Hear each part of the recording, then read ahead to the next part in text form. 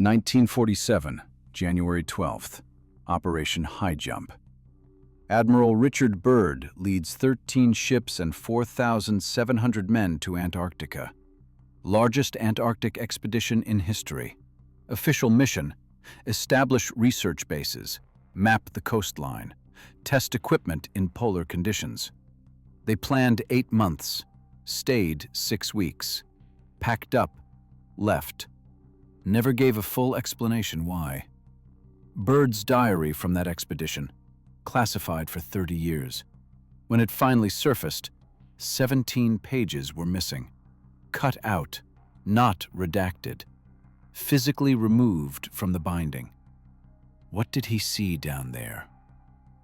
Here's what we know. Byrd gave one interview after returning. March 5, 1947.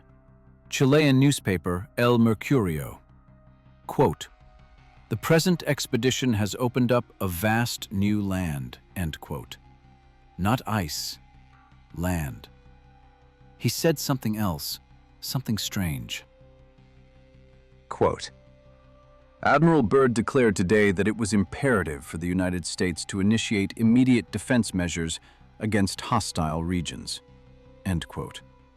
Hostile regions. In Antarctica, the most isolated place on Earth. 3 months later, Byrd stopped giving interviews. Orders from the Department of Defense. Every man on that expedition signed non-disclosure agreements. 4,700 signatures.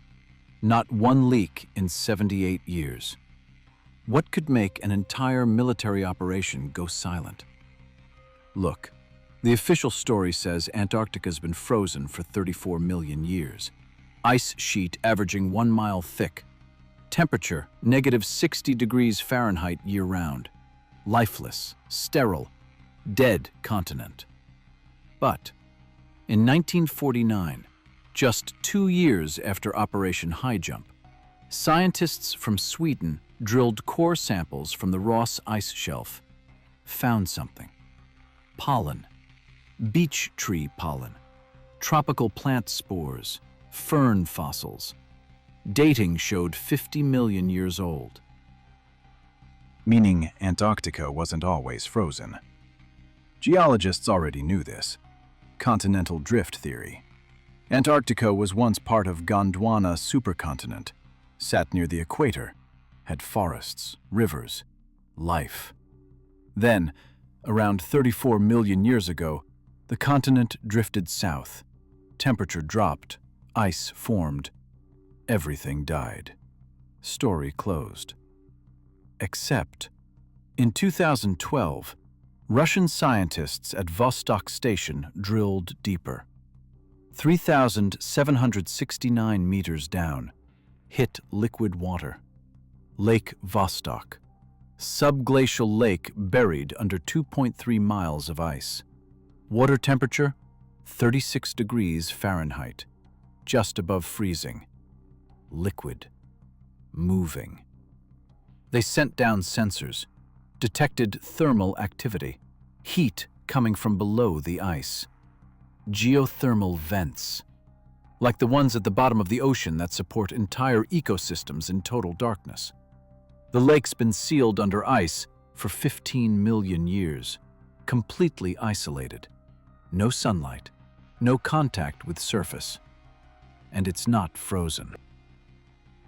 In 2015, they pulled up water samples, found bacteria, single-celled organisms, alive, thriving.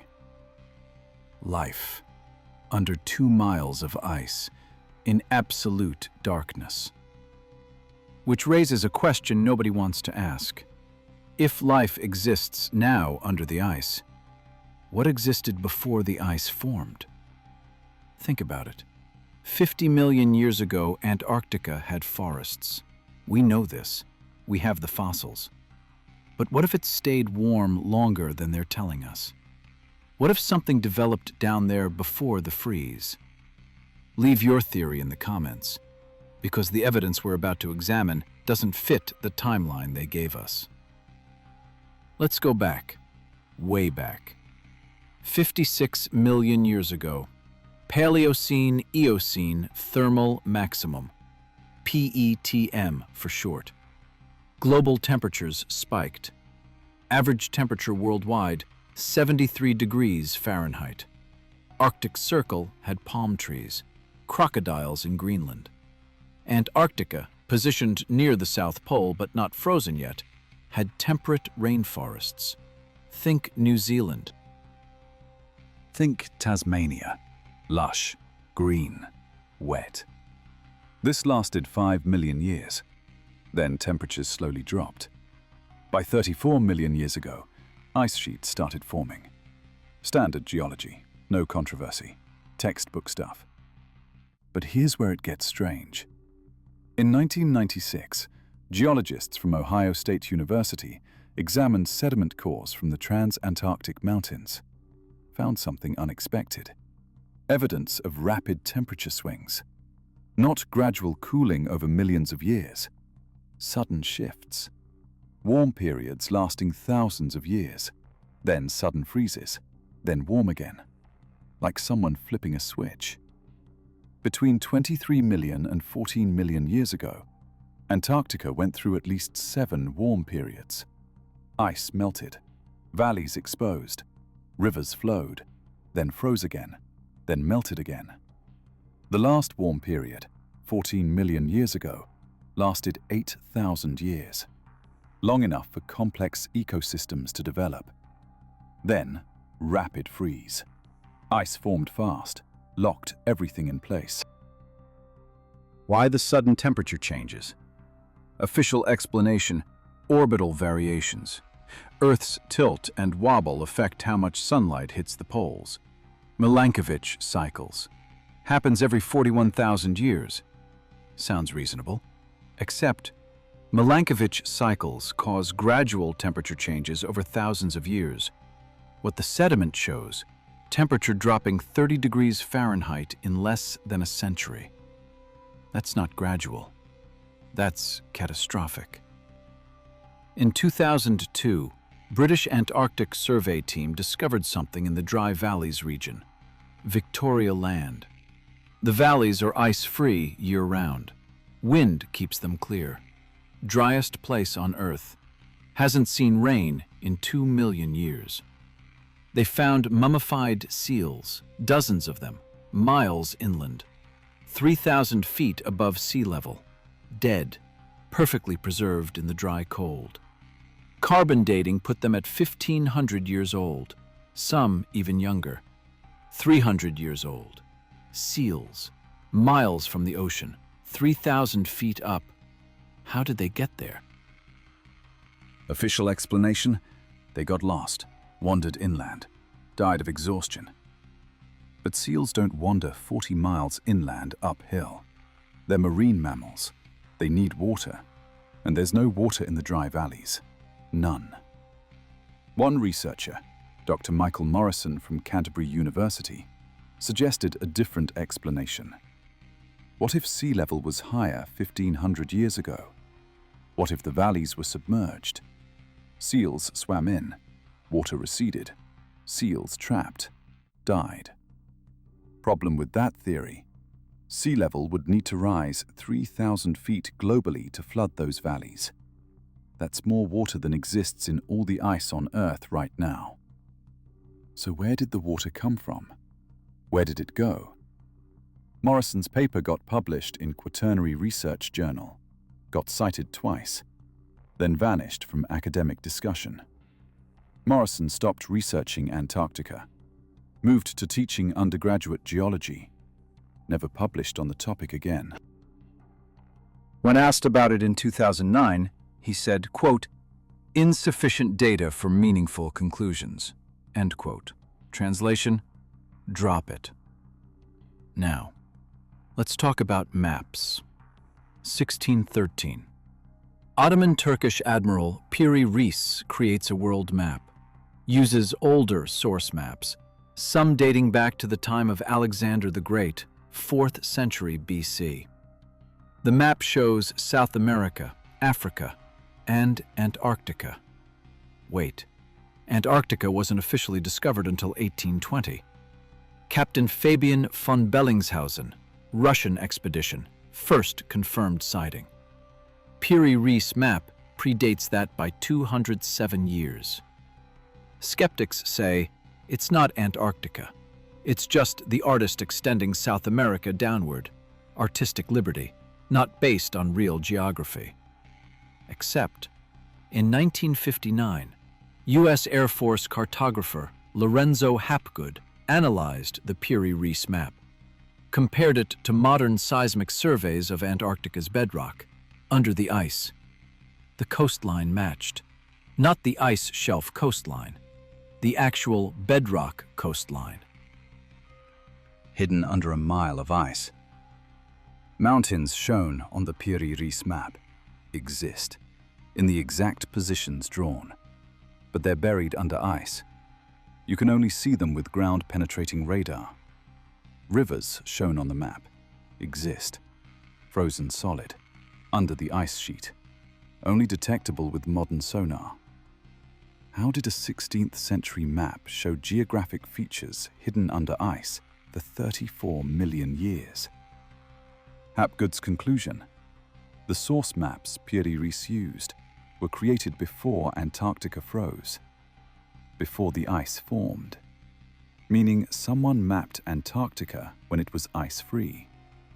Official dating says Antarctica froze 34 million years ago, long before humans existed.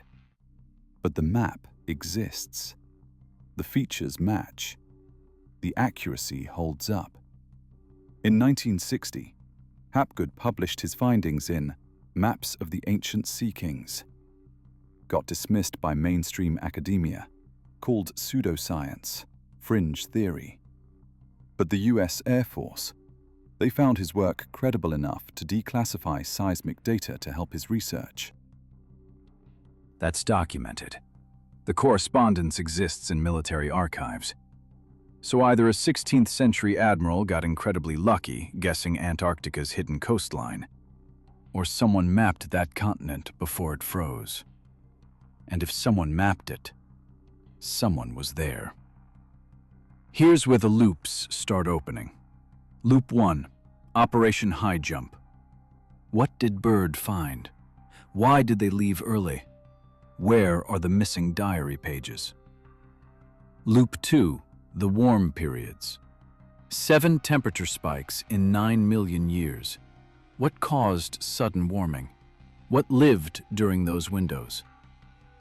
Loop 3, the mummified seals. How did they get 3,000 feet above sea level, 40 miles inland? Loop 4, the Piri Reis map. Who mapped Antarctica before the ice? Where did they go? Loop 5, the Russian silence. Vostok Station found life under the ice in 2015, then stopped publishing findings. Why? 5 mysteries, all pointing to the same place: Antarctica, before the ice. In 2009, Norwegian team excavating near Queen Maud Land found something. Remains of a forest. Fossilized tree stumps, root systems intact, spread across 14 square miles. Dating put it at 12 million years old, which fits the geological timeline. Antarctica was warmer then, had vegetation. Trees make sense. Except the trees weren't tropical. They were conifers, pines, species similar to modern-day Patagonian cypress. Those trees grow in cold climates, sub-Antarctic regions. They need cold to survive. Why would cold climate trees be growing in Antarctica during a warm period? Lead researcher Dr. Astrid Holman sent samples to University of Oslo for analysis. Wood density, growth rings, chemical composition. Results came back strange. Growth rings showed rapid growth, 1 ring per year, but the rings were twice as thick as modern Patagonian cypress, meaning the trees grew twice as fast. Trees grow fast in optimal conditions. lots of sunlight, rich soil, adequate water, stable temperature. But 12 million years ago, Antarctica was entering another cooling phase, temperature dropping, light diminishing as the continent drifted further south. Not optimal. Yet the trees thrived, grew faster than their modern descendants in better climates. Holman's conclusion: something was enhancing growth. Either the soil was unusually rich, or something else was providing energy. She requested funding for deeper excavation, wanted to sample the soil, check for mineral anomalies, geothermal activity, anything that could explain hypergrowth. Funding denied. Norwegian Research Council said, quote, "limited scientific value for current priorities," end quote. Holman retired 2 years later. The fossilized forest site, marked on geological surveys but never excavated further. 2016. Chinese Antarctic research team at Kunlun Station, highest research station in Antarctica, 13,000 feet above sea level. Temperature averages -45 Fahrenheit. They're drilling ice cores, standard climate research, analyzing trapped air bubbles, reconstructing ancient atmospheric conditions. At 912 meters depth, they hit something. Drill bit stopped. Wouldn't go further. Assumed they hit bedrock. But sonar showed open space below, not rock. A cavity, 20 meters wide, depth unknown. Protocol says, mark the location, report to headquarters, request specialized equipment. They did. Beijing approved further investigation, sent down a fiber optic camera, 4,000 feet of cable, lowered it through the drill hole. At 53 meters down, camera broke through into open air. The cavity wasn't filled with ice. It was hollow. Camera kept descending, lights on, transmitting video feed. At 90 meters, camera detected warmth, temperature rising. By 120 meters, 39 degrees Fahrenheit, above freezing. At 180 meters, camera touched ground. Solid surface, rocky, wet, and green. The camera captured 12 seconds of footage before the feed died. Equipment failure, signal lost. Those 12 seconds showed moss, lichen, some kind of vegetation, growing on wet rock, inside a cavern, under 3,000 feet of ice. The Chinese team tried to lower another camera. Cable snapped, lost the equipment. Tried again with reinforced cable, couldn't find the cavity. Drill hole had closed, ice shifted, sealed it shut. They filed their report. Beijing classified it, marked it internal research only. But one member of the team, Dr. Chen Wei, gave an interview to a Hong Kong science magazine in 2018, mentioned the green footage, called it, quote, "the most significant discovery of subsurface life ever recorded in Antarctica," end quote. Magazine published the interview. 3 days later, retracted it, claimed misquote. Chen Wei issued a statement saying he was taken out of context. The original interview, scrubbed from the magazine's website. Archived copies, removed from Internet archives. Only fragments remain on obscure forum posts. But the report exists, somewhere in Beijing's Antarctic research database. Classified, locked. So now we have layers. 50 million years ago, Antarctica was green. We know this. Fossils prove it. 12 million years ago, forests grew abnormally fast, in a cooling climate, enhanced by something unknown. 2015, Russians find life under 2 miles of ice, then go quiet. 2016, Chinese find green vegetation in a subglacial cavity, then classify it.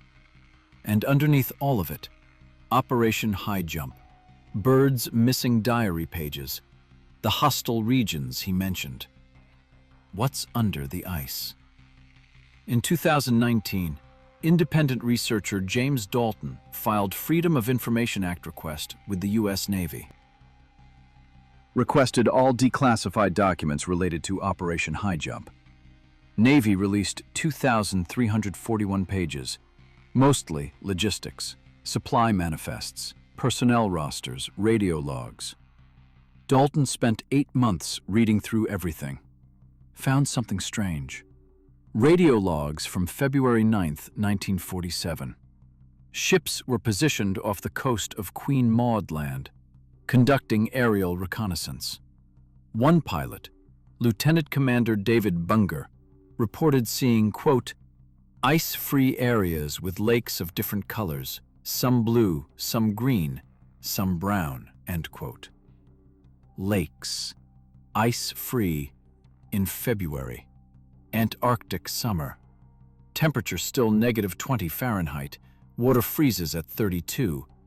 Lakes shouldn't exist. Bunger took photographs, logged the coordinates, radioed back to the flagship, requested permission to land and investigate.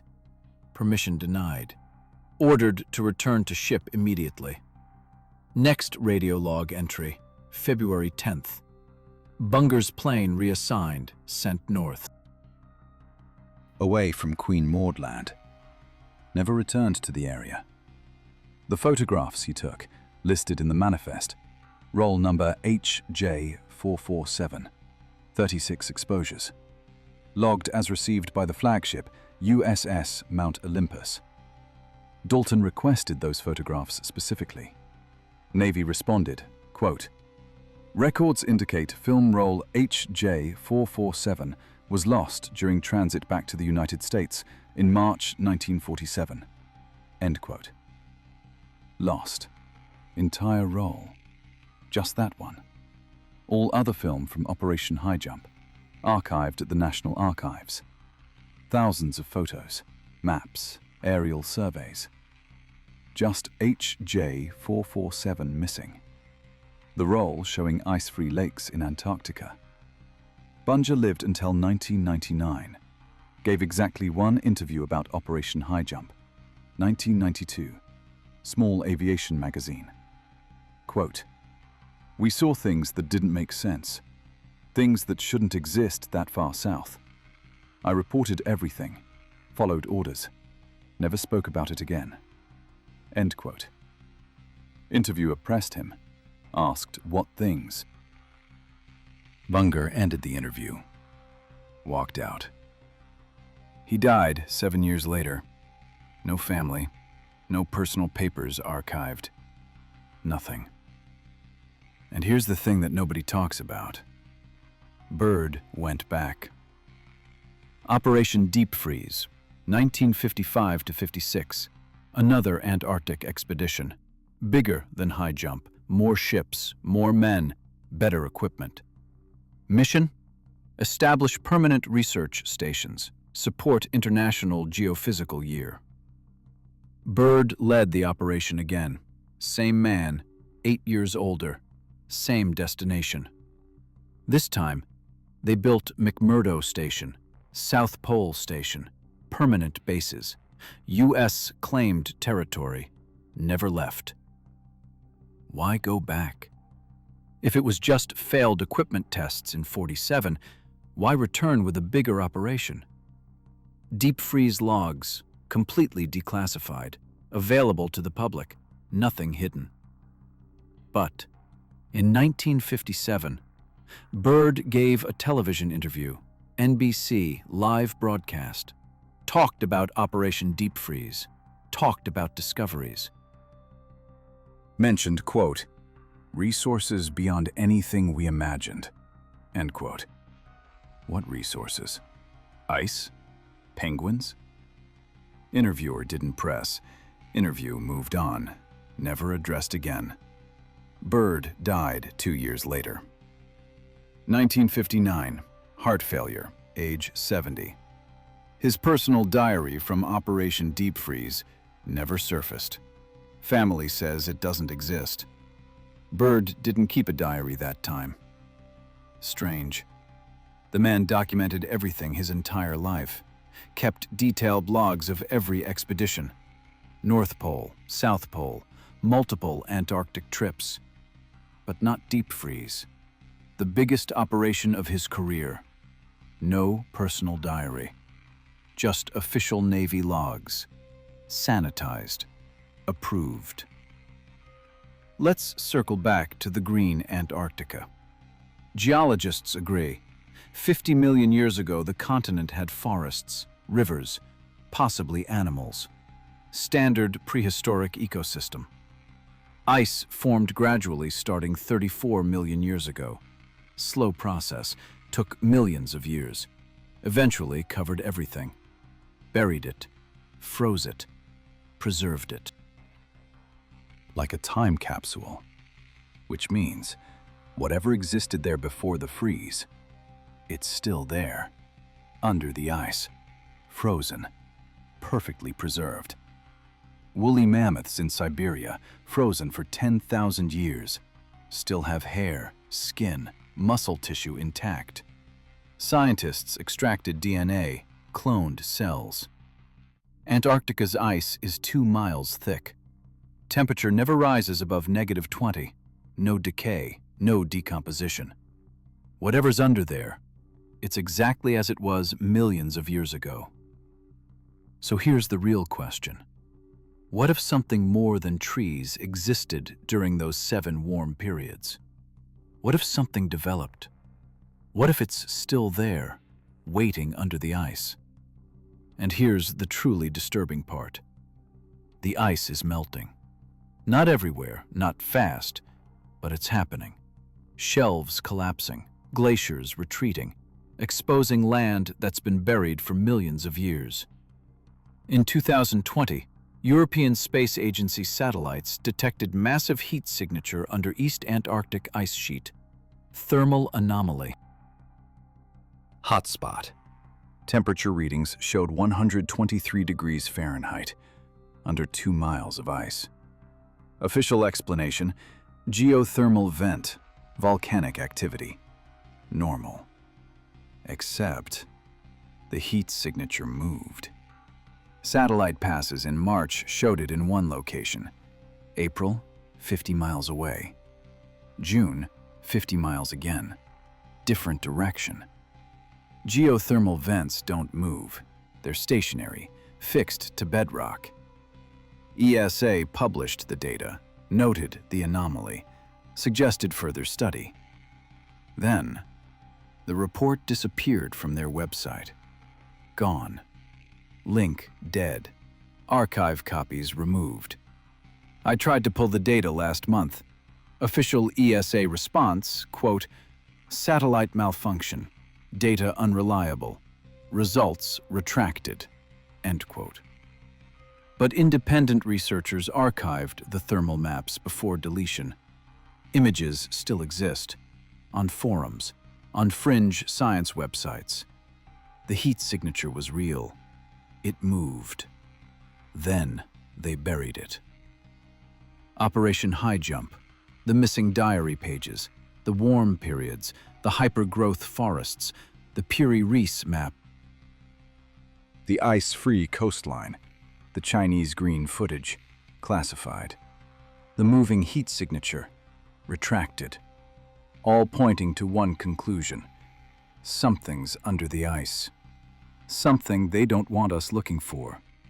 Something they found in '47 and covered up. And it's waking up. Because in November 2023, seismic sensors at Amundsen Scott South Pole Station detected rhythmic vibrations. Low frequency, 20 Hz, the low human hearing range. Pattern repeated every 90 seconds, lasted for 6 hours, then stopped. Natural explanation: ice settling, glacial movement, happens all the time. Except, ice settling is random, chaotic, no pattern. These vibrations were precise, rhythmic, regular, like a heartbeat. The data was logged, reported, then classified. by the National Science Foundation, marked sensitive research. And 3 months later, February 2024, satellite imagery showed a massive crack forming in the Ross ice shelf, 8 miles long. Expanding daily, not from climate warming. Temperature in that region actually dropped that winter. The crack originated directly above the location of those rhythmic vibrations. Something under the ice, pushing up, and the ice is giving way.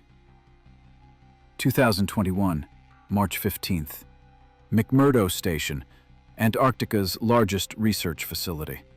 Population, 850 people during summer, 150 during winter. Dr. Sarah Vance, glaciologist, University of Colorado. 7 years studying Antarctic ice cores, looking for climate data, ancient atmospheric samples, standard research. She was drilling in the West Antarctic ice sheet, sector designated WA7, coordinates classified for research protection. Depth target, 1,000 meters. At 943 meters, drill bit hit resistance. Not rock. Something else, softer, dense. She pulled up the core sample, expected ice, got something different. Organic material, frozen solid, dark green, almost black. Fibrous texture, like plant matter, but wrong somehow. Too thick, too structured. She bagged it, labeled it, sent it to the biology lab at McMurdo. Dr. James Fisher, microbiologist, ran the analysis, thawed a small section, examined it under microscope. Not plant matter. Not exactly. Cell structure unlike anything in modern taxonomy. Walls too thick. Nucleus arrangement wrong. DNA sequencing showed partial matches to modern algae, but with massive gaps. Sequences that didn't correspond to any known organism. Age dating, 12.3 million years old. Which fits. Antarctica's last warm period, when the hypergrowth forests existed. But here's what didn't fit. The cells weren't dead, they were dormant. When Fisher raised the temperature to 41 degrees Fahrenheit, the cells activated, started metabolizing, consuming nutrients from the growth medium, reproducing. 12-million-year-old cells, frozen, brought back to life. Fisher ran the experiment 3 times. Same result. The organism was viable, alive, just sleeping. He documented everything, prepared a paper, titled it Viable Cellular Revival from Miocene-Era Antarctic Specimens, submitted it to Nature Microbiology, standard peer review process. 2 weeks later, rejection. Not from the journal, from McMurdo administration. Paper blocked, forbidden from publication. Reason given, quote, premature disclosure of incomplete research, end quote. Fisher protested, said the research was complete, results were solid, this was significant. Response, quote, further analysis required, National Science Foundation review pending, end quote. NSF review took 4 months. Conclusion, quote, sample contamination suspected, results unreliable, research discontinued, end quote. All samples confiscated. Fisher's lab access revoked for 2 weeks. Officially for equipment maintenance. When he got back in, the samples were gone. Freezer empty. Storage logs showed disposal authorization. Signed by McMurdo director Dr. Robert Haynes. Fisher filed a complaint. Asked why viable research material was destroyed without consultation. Haynes responded verbally, no written record. Witnesses say Haynes told Fisher, quote, some discoveries are too dangerous to publish. End quote. Fisher left Antarctica 6 months later. Contract not renewed. Returned to teaching, University of Michigan. Never published about the samples. But Vance, the glaciologist who found the material, she kept drilling. April 21st, 2021. Same sector, WA7. Vance pushed deeper. 1,200 meters, then 1,300. At 1,417 meters, drill broke through into open space. No resistance, just air. Cavity, subglacial, size unknown. She lowered a camera, military-grade fiber optic, high resolution, thermal sensors, the works. Camera descended 93 meters through the cavity, then touched down. Solid ground, rocky. Wet. Temperature reading 44 degrees Fahrenheit, above freezing. Heat source unknown. Lights activated. Camera feed transmitted to surface. And there it was. Vegetation. Not moss, not lichen. Actual plants. Stems, leaves, growing from the rock. Dense, thick, covering the cavity floor. Color? Deep green, almost black. Same as the organic material from the core sample. Vance recorded 11 minutes of footage, panned the camera, scanned the cavity walls. Estimated size, roughly 200 meters across. Height, variable. Ceiling disappeared into darkness above. She saw something else. Movement, on the plants. Something crawling, small, maybe insect-sized. Camera resolution couldn't capture details, just motion. Multiple sources. Life. Not just cellular. Actual organisms. Living, moving. Under 1,400 meters of ice. Vance pulled the camera up, secured the footage, encrypted it, sent a copy to her personal cloud storage, just in case. Smart move. Because 18 hours later, McMurdo Security entered her quarters, confiscated her equipment, hard drives, laptops, external drives, everything. Director Haynes told her she'd violated research protocols, unauthorized drilling depth, exceeded safety parameters, equipment misuse. She was placed on immediate suspension, restricted to quarters. Flight out scheduled for 3 days later. But before they came for her equipment, she'd already uploaded the footage. 11 minutes, encrypted, backed up on servers in Denver. And she sent the access codes to someone she trusted. Dr. Marcus Webb, climate researcher, UCLA, her former thesis advisor. Webb received the codes, downloaded the footage, watched it twice, called Vance on satellite phone. They talked for 14 minutes. No record of conversation content. Satellite calls aren't logged in detail. But 3 days later, Webb published a blog post.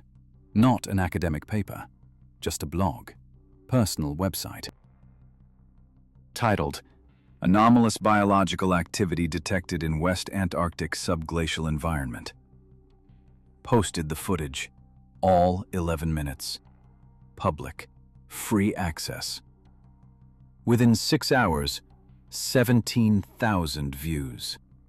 Scientific forums exploded, Reddit threads, Twitter trending. Within 12 hours, NSF issued a statement, called the footage unauthorized release of preliminary research data, demanded removal. Webb refused, said it was his personal analysis, not NSF property. Within 24 hours, his university received federal pressure, calls from Washington, funding threats, grant reviews. UCLA administration forced Webb to remove the post, issued public apology, called it lapse in professional judgment. But the footage was out, downloaded, mirrored, spread across the internet. You can still find it if you know where to look. And if you watch closely, around the 7-minute mark, you see it. Movement. Not on the plants, behind them. Deeper in the cavity. Something larger. Shifting in the darkness. The camera almost catches it. Almost. Then Vance pans away, focused on the plants. Didn't notice what was lurking in the background. But frame-by-frame analysis shows it. Shape. Indistinct. Roughly human-sized. Moving. Under the ice. Alive. Now here's where the timeline accelerates. May 2021, 1 month after Vance's footage leaked. Seismic activity detected across West Antarctica. Multiple events. Magnitude 3.2 to 4.1. Not earthquakes, too shallow, too localized. Source, subglacial, beneath the ice sheet. Originating from cavities, like something shifting, expanding. June. Satellite thermal imaging showed 17 new heat signatures across the continent. All subsurface, all moving. Patterns inconsistent with geothermal vents. July. Ross ice shelf crack expanded. Now 43 miles long, half a mile wide, deepening daily. Origin point, directly above one of the moving heat signatures. August. Chilean research team at O'Higgins Station reported strange sounds. Low frequency, rhythmic, 20 Hz. Same pattern detected at South Pole Station in 2023. Coming from underground. Vibrating through the bedrock. Felt in the chest. Inaudible, but physical. They recorded it. Sent samples to Universidad de Chile for analysis. Audio engineers couldn't identify source. Natural phenomenon unclassifiable. Recording got posted online. Amateur sound engineers analyzed it. Ran it through spectral software. Found something. Hidden in the waveform. Higher frequency overlays, almost like patterns. Repetition. Not random. Not natural chaos. Structure. One Reddit user, audio handle Freak Hunter, claimed it resembled cetacean communication. Whale song, but slower, deeper, more complex. Another user ran it through AI pattern recognition software, designed to detect linguistic structures, used for decoding ancient languages. Software flagged it. Said, potential communication detected. Confidence, 63%. Not proof, just statistical possibility. But it got people thinking. What if it wasn't geological? What if something was making those sounds? Something under the ice. Calling out. Or calling to each other. September 2021. Things went quiet. Publicly. No more leaks. No more blog posts. Research teams stopped talking. Forums died down. But privately, different story. Antarctic Treaty Nations held emergency meeting, closed session. September 28th, Wellington, New Zealand. All 12 original signatory nations, plus observer states. Agenda classified. But one delegate, low-level aide from Norway, mentioned it in a private email to a colleague. Email got hacked. Posted on WikiLeaks 6 months later. Quote, discussions centered on containment protocols and information management regarding subsurface biological discoveries. Unanimous agreement on non-disclosure pending further assessment. End quote. Containment protocols? For what? Ice? Plants? Or something else? October. Military activity increased. U.S. sent additional support vessels to McMurdo. Russia reinforced Vostok Station. China expanded Kunlun. Australia upgraded Davis Station. Official reason, Infrastructure improvements, climate research expansion, normal operations.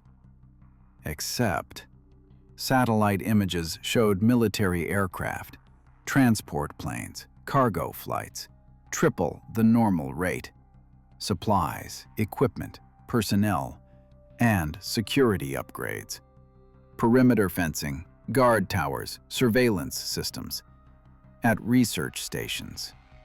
Research stations in Antarctica. The most isolated continent.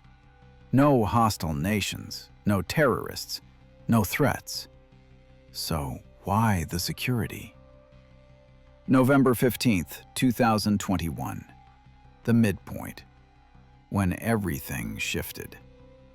British Antarctic Survey Team, Haley Station, floating ice shelf on the Weddell Sea. They were monitoring the shelf's stability, routine measurements, ice thickness, movement rates, crack propagation. They found a new crack, formed overnight, 800 meters long, 14 meters wide. Deep. Couldn't see bottom. Standard protocol, avoid the crack, mark it, monitor it remotely. But team lead Dr. Oliver Grant wanted thermal readings, needed to know if meltwater was destabilizing the shelf from below. He lowered a thermal probe, 400 meters of cable, sensor array, temperature, humidity, atmospheric composition. At 370 meters, probe stopped descending. Hit something. Not ice, not water. Solid object, metallic. Sensor registered it. Conductivity readings confirmed. Metal, alloy, composition unknown. Grant pulled up the probe. Metal shavings stuck to the sensor tip. Gray, smooth, non-corroded despite being under ice for who knows how long. He bagged the shavings, sent them to the station lab, asked for immediate analysis. Full spectrometry. Crystalline structure, age dating. Results came back 3 hours later. Alloy composition, 73% unknown elements.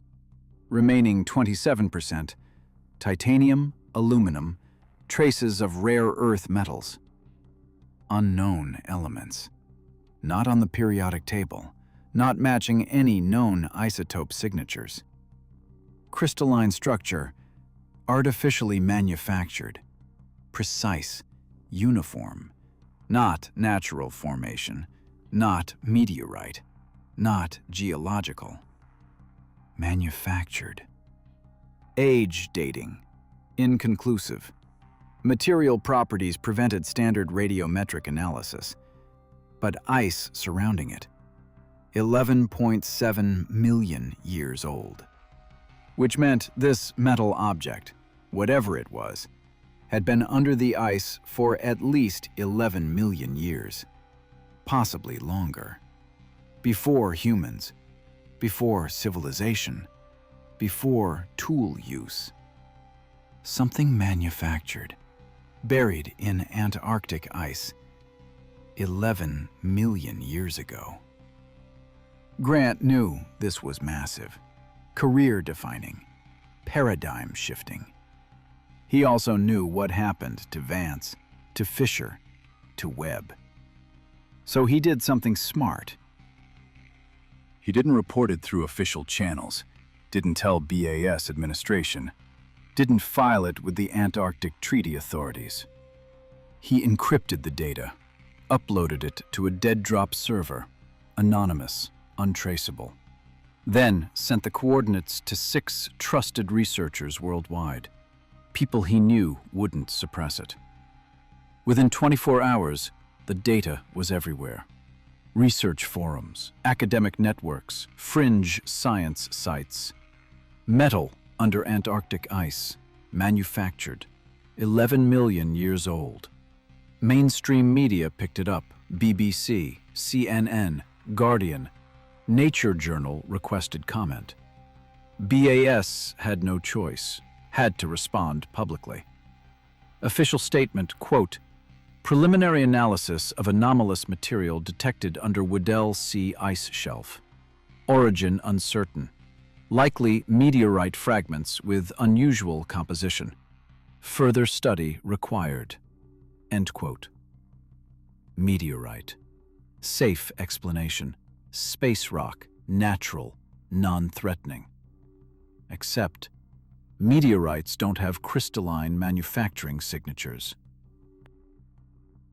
Don't contain unknown elements in 73% concentration. Don't form precise alloys. Independent metallurgists analyzed Grant's data, published counter-analyses, refuted the meteorite claim. BAS doubled down, said, "Sensor error possible. Material samples undergoing verification." Material samples, plural, meaning they went back, retrieved more, analyzed it themselves, and whatever they found, they're not sharing. December 2021. Grant was removed from Haley Station. Contract terminated. Escorted onto a transport flight. Sent home. Official reason: psychological stress. Recommended medical leave. Translation: shut him up. But the damage was done. The data was public. The questions were asked. What's under the ice? Who made it? When? And if something manufactured exists under 11 million years of ice, what else is down there? January 2022. International Antarctica Conference, Buenos Aires, emergency session. Scientists, Government representatives, military advisors. Topic: Coordinated research response to recent anomalous discoveries. Translation: damage control, unified messaging, information lockdown. Conference lasted 4 days, closed doors, no media, no public statements during. Final press release, quote, "Continued commitment to transparent scientific research in Antarctica. Enhanced international cooperation. Standardized protocols for anomalous findings." End quote. Standardized protocols, meaning report everything through official channels, no independent releases, no leaks. Enforcement mechanism, treaty amendment, passed unanimously. Any researcher found releasing Antarctic data without authorization barred from future Antarctic work. Funding revoked. Institutional sanctions effective immediately. The gag order. But here's the thing.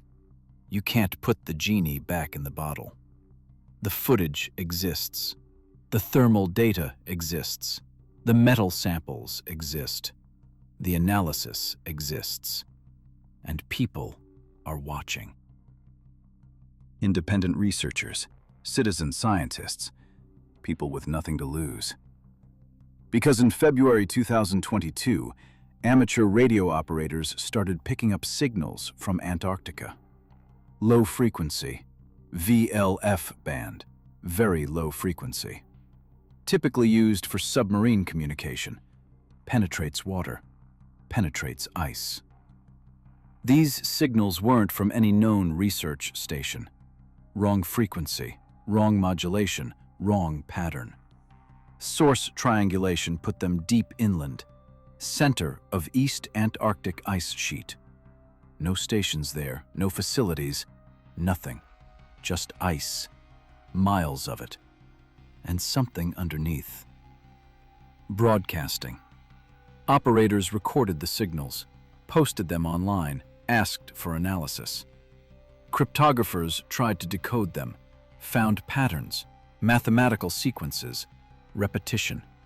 Not random noise, not natural interference. Information. Someone or something transmitting from under the ice. And the signals were getting stronger. March 2022. NASA satellite detected massive ice displacement event.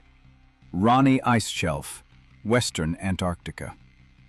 Section of shelf, roughly the size of Los Angeles, detached, broke off, drifted into the Weddell Sea.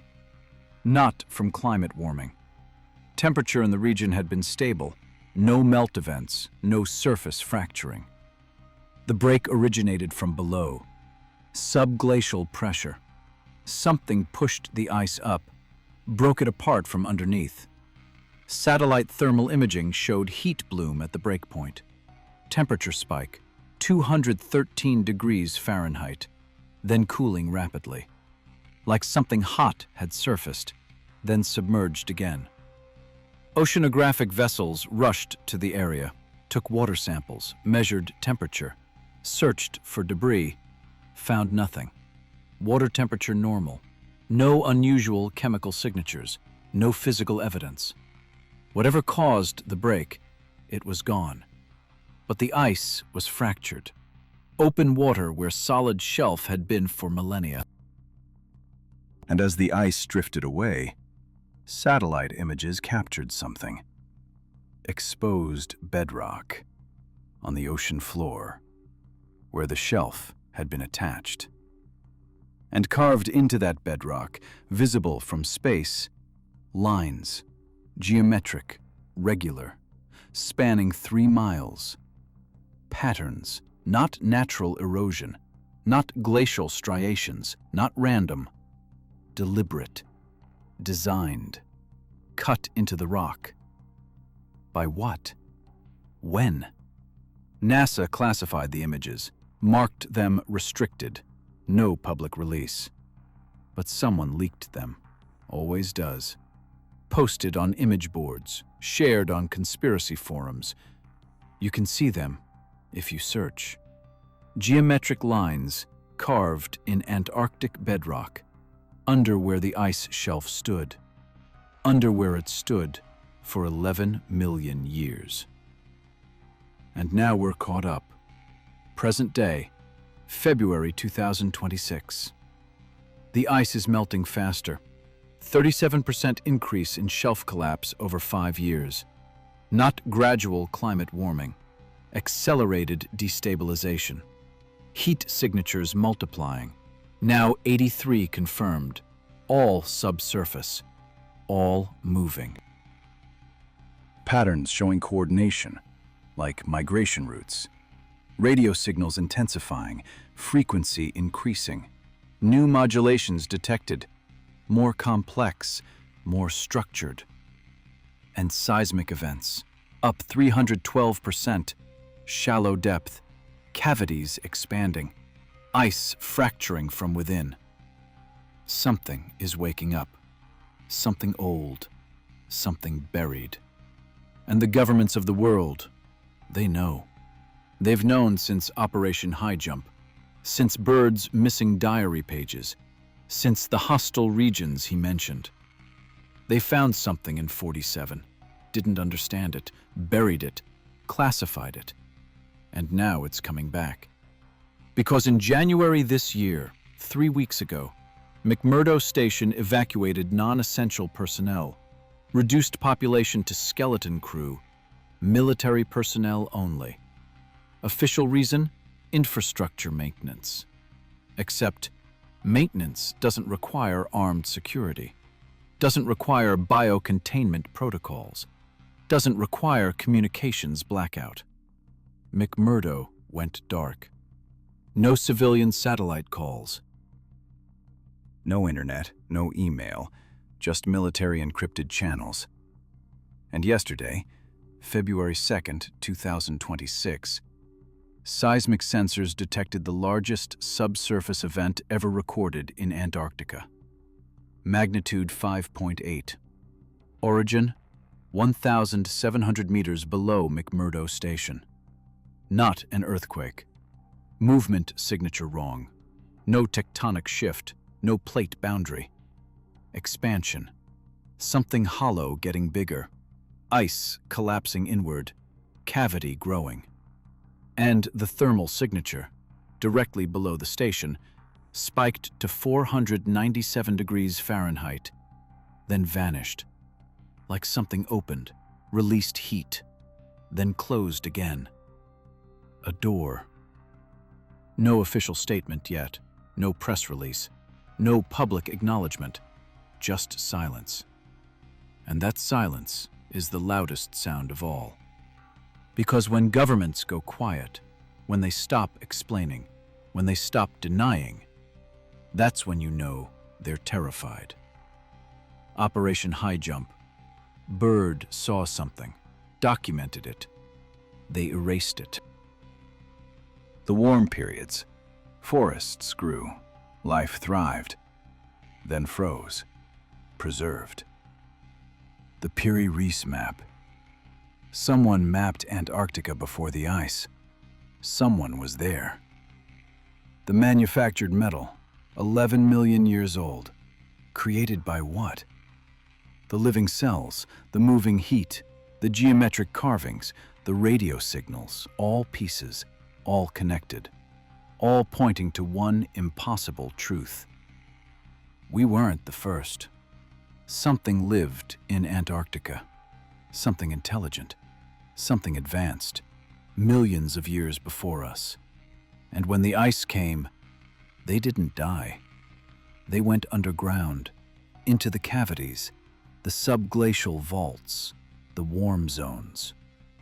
They survived, dormant, waiting. And now, as the ice melts, as the heat signatures move, as the cavities expand, they're waking up. And they're not alone down there. Because the Chinese footage, the movement Vance captured, the shapes behind the plants, they weren't animals. They were structures, artificial, built, standing in the darkness under the ice. Buildings, a city. Buried, hidden, alive, and it's opening. Let's go back to the beginning, to what Bird actually saw. His diary, the missing 17 pages. They surfaced, not officially, never officially. But in 2003, a man named Gerald Friedman claimed to have copies. Said his grandfather worked in naval intelligence, had access to classified documents, smuggled copies out when he retired in 1968. Friedman posted excerpts online, conspiracy forums, alternative history sites. Most people dismissed it, called it fabrication, creative fiction. But the details were too specific, too technical. Navigation coordinates, weather data, ship positions, all verifiable against declassified Operation High Jump logs. The parts that matched official records, perfectly accurate. The parts that didn't, those were the missing 17 pages. And they told a different story. February 7th, 1947. Bird's personal log. Quote, flew reconnaissance over Queen Maud Land, observed unusual coloration in ice formations, dark patches, thermal irregularities detected by instruments, descended to investigate. At approximately 1400 hours, encountered ice-free valley. Repeat, ice-free. Temperature readings 49 degrees Fahrenheit. Vegetation visible, green, dense coverage. Landed to investigate, crew of 4. Stepped onto bare rock, first time in Antarctic expedition. No ice, no snow, just stone and plant life. Vegetation unknown species, thick stems, dark leaves, almost black-green. Texture wrong, too smooth, too uniform. Proceeded inland, found structures, not natural. Carved stone, geometric patterns, walls, passages, half buried in sediment. Entered largest structure. Interior temperature warmer, 53 degrees. Light source unknown. Ambient glow. No visible fixtures. Found markings on walls, symbols, not hieroglyphics, not cuneiform. Nothing matching known ancient languages. Precise, mathematical, repeating patterns. Crew member Thompson photographed everything, collected samples, marked location. Then we heard it. Sound. Deep, resonant. 20 hertz estimate. Felt in the chest. Coming from below, from deeper in the structure. We withdrew, returned to aircraft, immediate takeoff, radioed flagship, reported findings. Orders received, return to ship immediately. Do not investigate further. Maintain radio silence regarding discovery. 1700 hours. Back aboard Mount Olympus. Debriefed by Admiral Cruzen and 2 civilians, not Navy, refused to identify themselves. They confiscated Thompson's camera, confiscated samples, confiscated my flight log, ordered complete silence, threatened court-martial for disclosure, asked what we found. They said, nothing. You found nothing. Antarctica is ice, nothing more. But I saw it. Structures, technology, proof of something that shouldn't exist. End quote. That's what Friedman posted, word for word. Attributed to Bird's personal diary. February 7th, 1947. 3 days later, Operation High Jump packed up, left early. Official reason, equipment failure, weather concerns, operational challenges. Real reason, they found something they weren't prepared for. Now, question. How do we know Friedman's excerpt is real?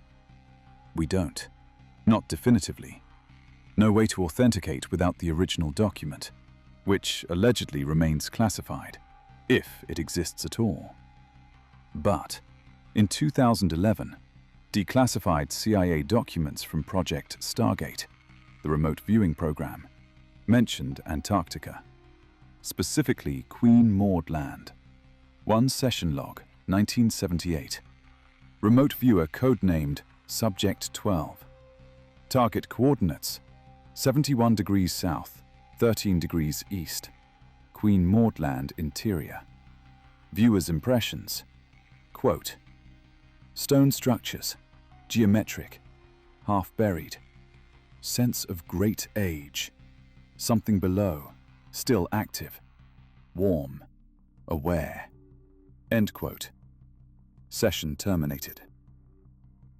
Viewer reported severe headache, disorientation, refused further sessions targeting that location. Coordinates match. Queen Maud Land. Same region Bird explored, same region with ice-free valleys, he reported. Coincidence? Maybe. Or confirmation. Let's close the loops, one by one. Loop 1, Operation High Jump. Bird found structures, ancient, advanced, reported them, got silenced. Missing diary pages contained proof, evidence confiscated. Operation shut down. Loop 2, the warm periods. 7 temperature spikes over 9 million years. Antarctica's climate fluctuated. Whoever built those structures, they adapted, survived multiple freeze-thaw cycles, went underground during ice ages, emerged during warm periods. Evolution of survival. Loop 3, the mummified seals.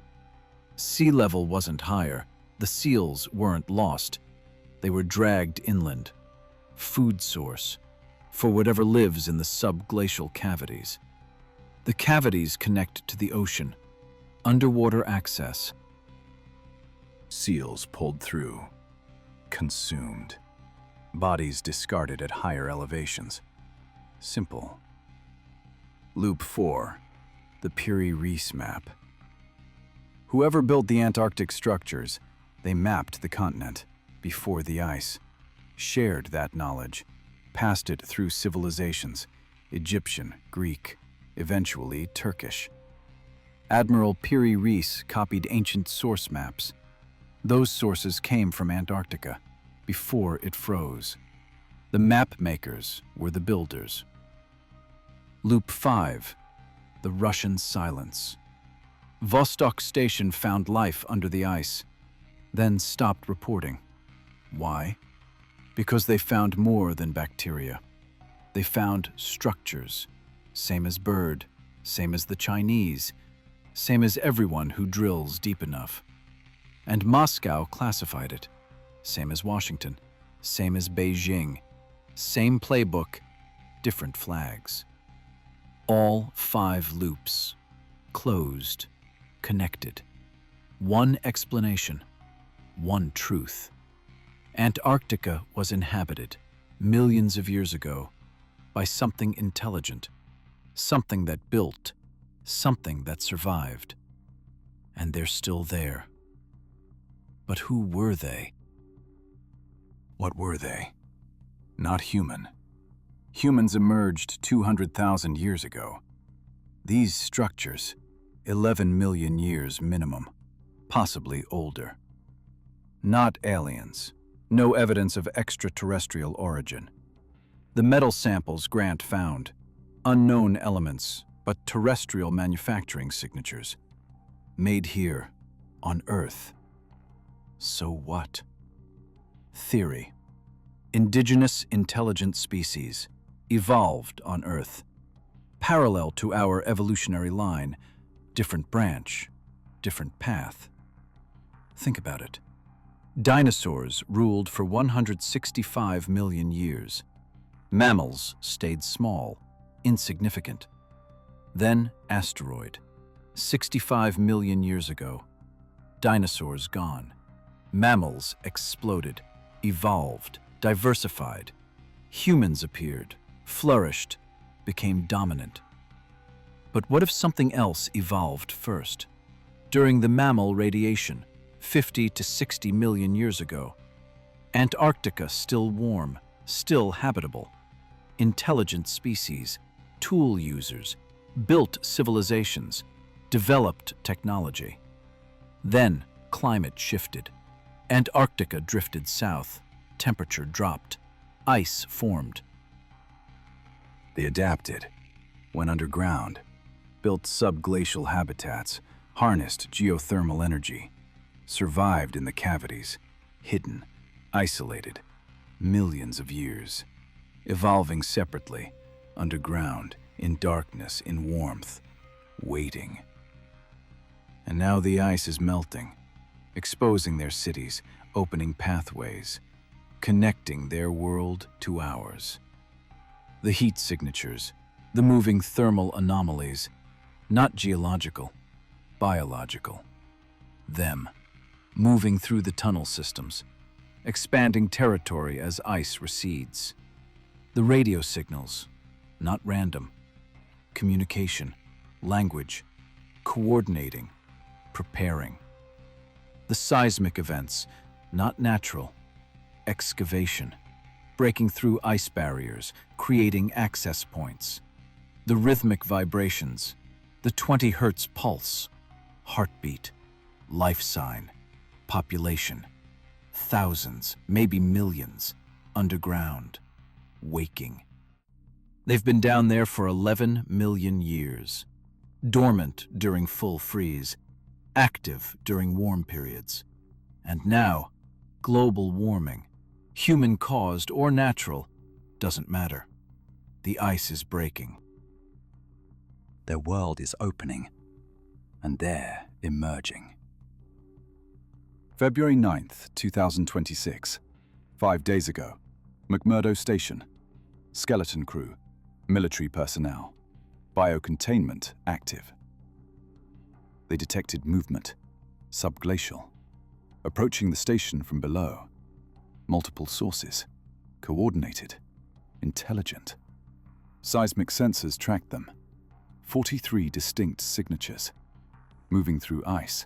Using the natural cavities. Coming closer. At 0300 hours, thermal cameras detected heat bloom directly beneath the station's main building. Temperature, 312 degrees Fahrenheit. Something was cutting through the ice. From below, melting upward. Evacuation order issued. All personnel to surface shelters. Lockdown protocol. Airlift requested. Emergency. By 0500 hours. Breach. Ice floor of sub-level storage collapsed. Cavity opened. Diameter 14 feet. Depth unknown. Lights deployed. Cameras activated. Audio recording started. And they saw them. Not monsters. Not aliens, not what you'd expect. Bipedal, roughly human height, 5 to 6 feet, smooth skin, gray, almost translucent. No hair, large eyes, adapted for darkness. Hands with 6 fingers, elongated, dexterous. They wore nothing, no clothing, no tools visible, but they moved with purpose, intelligence clear, awareness present. They looked at the cameras, directly at them, made sounds, low frequency, vibrations, communication.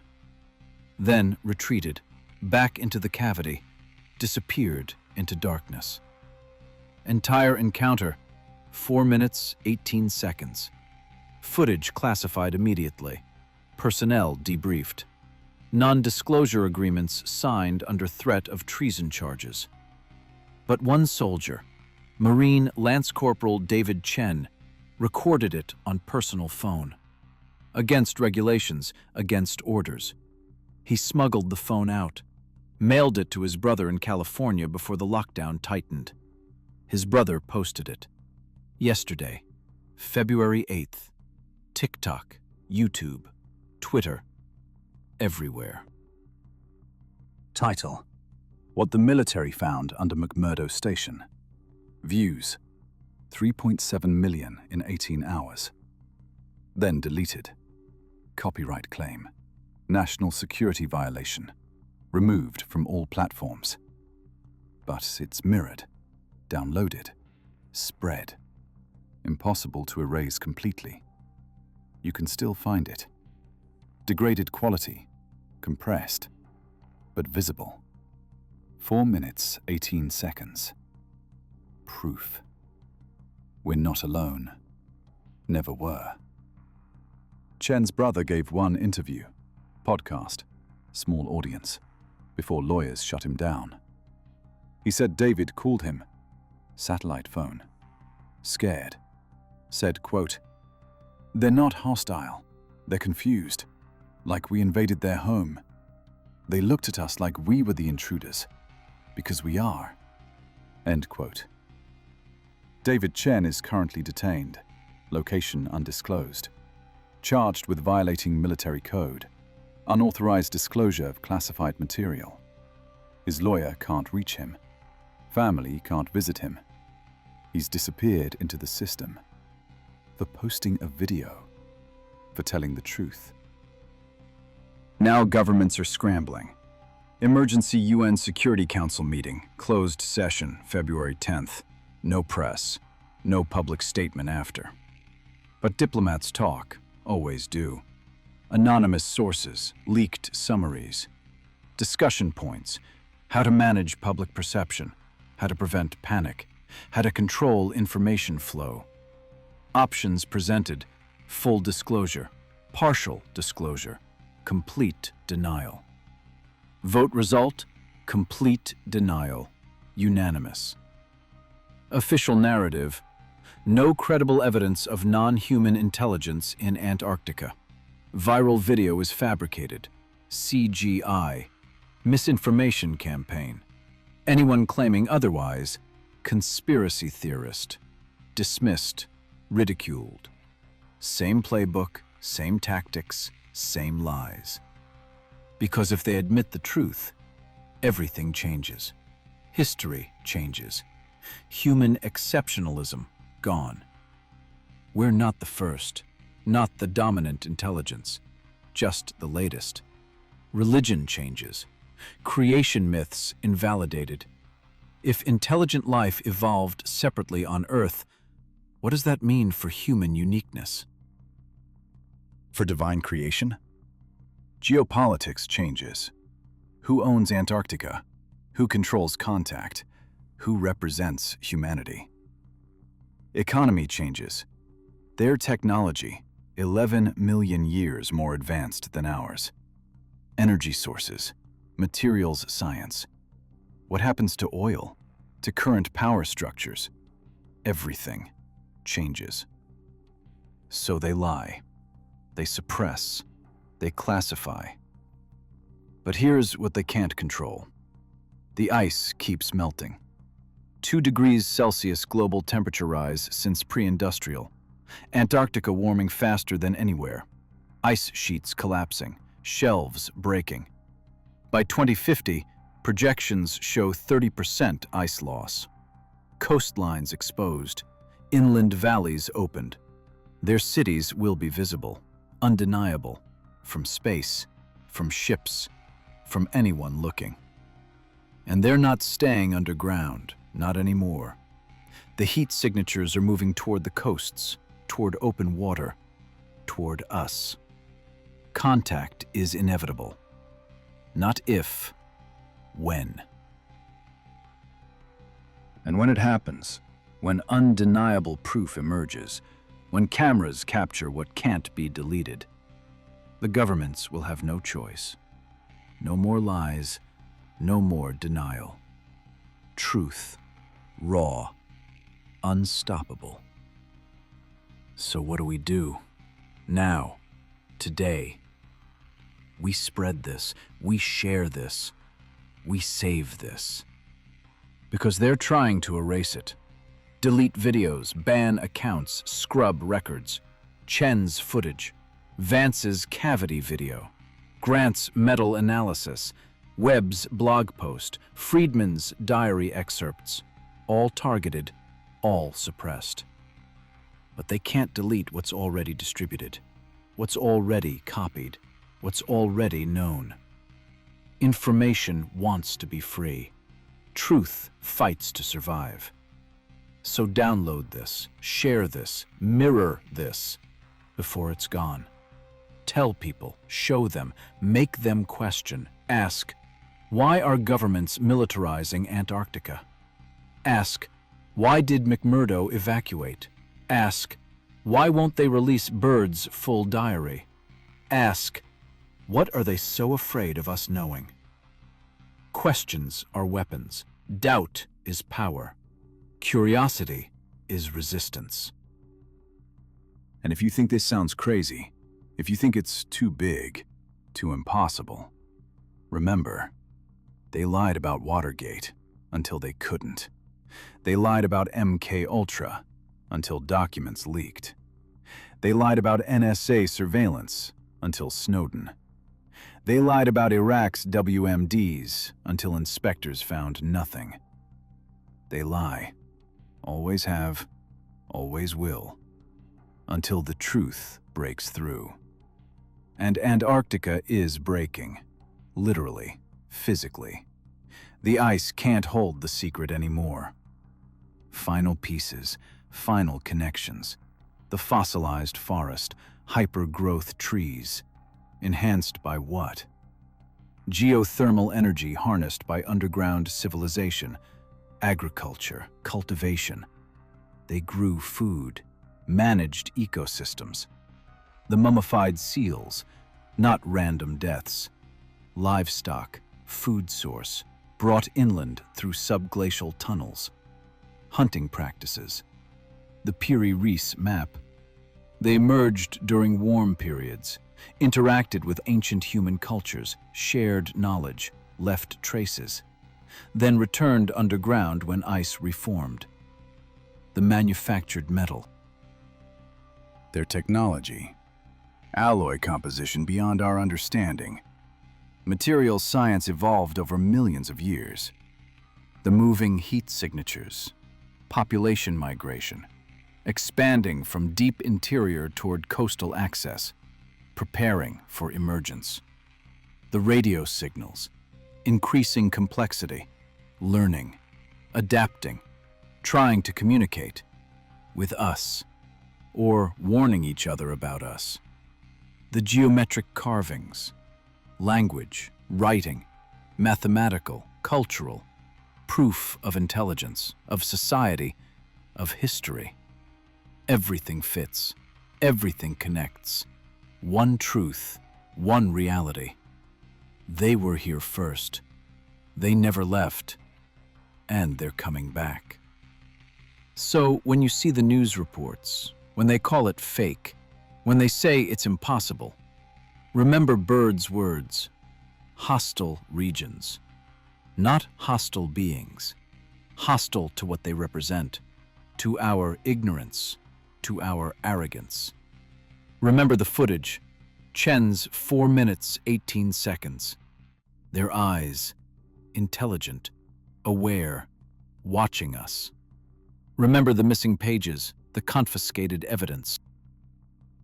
The silenced researchers, the pattern of suppression, and ask yourself, if there's nothing to hide, why are they hiding it? Antarctica was green 50 million years ago. That's not conspiracy, that's geology. Antarctica had life, forests, ecosystems. That's not theory, that's paleontology.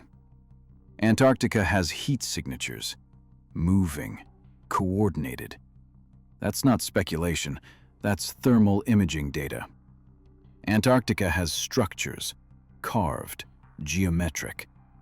That's not imagination, that's documented observation. Antarctica has something alive, underground, emerging. That's not fiction, that's truth. And the truth is this: we share this planet, always have. We just didn't know it. They went underground when the ice came, survived, evolved, waited. We stayed on the surface, spread, developed, forgot. Now the ice is melting.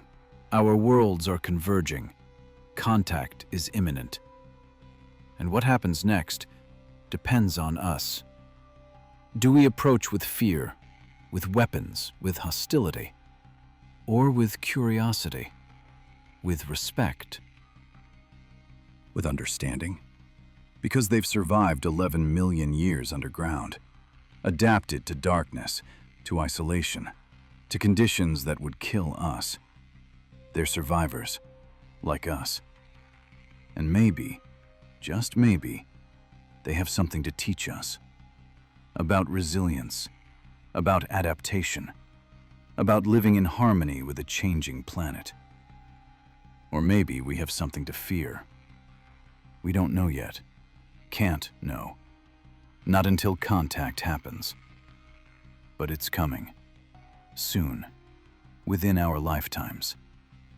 And when it does, when the world sees what's under the ice, when undeniable proof emerges, everything changes. History, science, philosophy, religion, politics, everything. The age of human exceptionalism ends. The age of humility begins. And those who knew, those who questioned, those who refused the lies, you'll be ready. So here's what you do. Save this, download it, copy it, spread it, before they delete it, before they ban it, before it disappears. Share it with people who question, who think, who refuse to accept comfortable lies. Tell them about Antarctica, about Bird, about the structures, about the beings under the ice. Tell them to look up Operation High Jump, Admiral Byrd's interview, El Mercurio newspaper, March 1947. Tell them to search for Sarah Vance, Marcus Webb, Oliver Grant, James Fisher, Chen's footage. Tell them to watch the ice, the satellite images, the thermal maps. Tell them to listen to the radio signals, the 20 Hz pulse, the patterns. Tell them the truth is hidden, but not lost. And tell them this: the ice is breaking. The truth is emerging. And no amount of classification can stop what's already begun. Because here's the final revelation, the thing they really don't want you to know.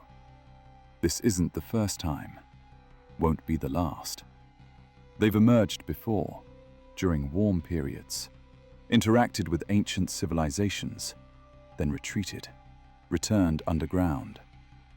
The myths, the legends, the gods from below, the underground kingdoms. The hollow earth stories, not pure fiction.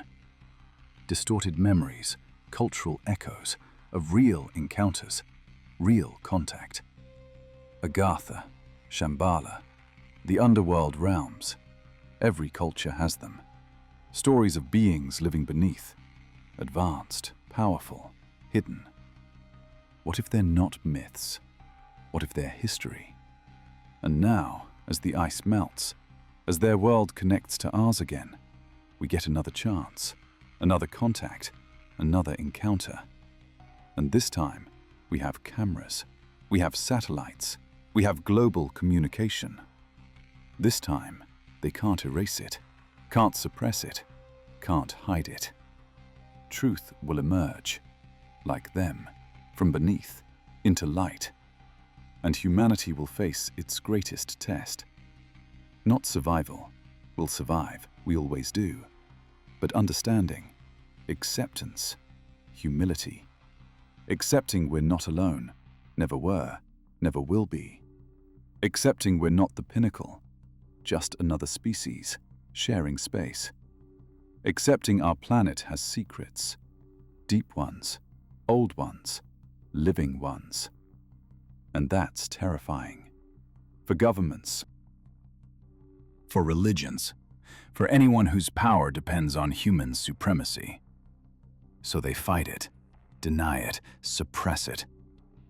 But nature doesn't care about denial. Ice melts, heat rises, truth emerges. And when it does, when the final proof comes, when contact becomes undeniable, remember, you heard it here first. You questioned. You investigated. You refused the lie. And you'll be ready for whatever comes next. Because Antarctica is waking up. And so is the truth. The green jungle is returning. And we're about to meet its ancient gardeners. Save this, share this, spread this before they delete it, before it's too late. The truth about Antarctica, the green continent, the hidden civilization, the beings under the ice. It's all real, and it's all happening now. Don't let them bury it again. This is the story they don't want told, the evidence they can't erase, the truth that changes everything. Operation High Jump, the warm periods. The Piri-Reis map, the manufactured metal, the living cells, the moving heat, the radio signals, the structures, the beings. All connected, all real, all pointing to one impossible truth. We're not the first intelligent species on Earth. We're just the loudest. And the ones who came before, they're still here, waiting, watching, emerging. From beneath the ice, from the green jungle that never died, just went underground. And now it's coming back. Welcome to the truth. Welcome to Antarctica. Welcome to what comes next. The age of lies is ending. The age of revelation is here. Are you ready?